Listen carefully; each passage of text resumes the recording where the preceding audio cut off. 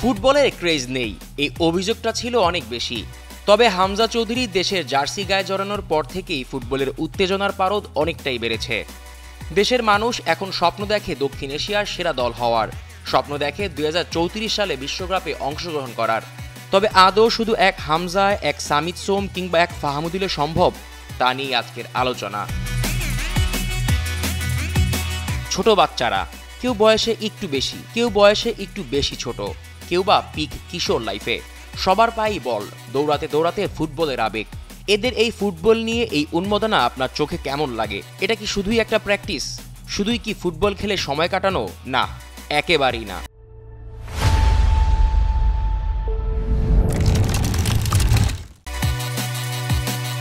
এদের স্বপ্ন বড় ফুটবলার হওয়া। তাদের স্বপ্ন তারাই একদিন বাংলাদেশের পতাকা নিয়ে মাঠে নামবে।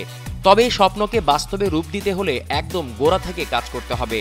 আর সেখানেই আসে ক্লাব ফুটবল ও একাডেমি ফুটবলের গুরুত্ব।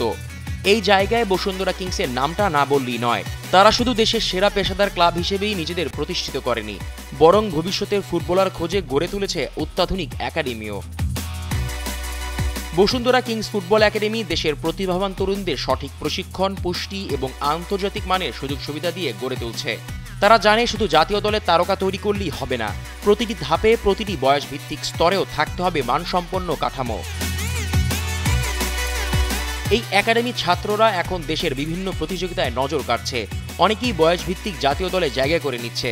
বসুন্ধরা কিংস বুঝে গেছে, দেশের ফুটবল এগিয়ে নিতে হলে শুধু ক্লাব চ্যাম্পিয়নশিপ না, ভবিষ্যতের জন্য বিনিয়োগ করাটাও সমান জরুরি।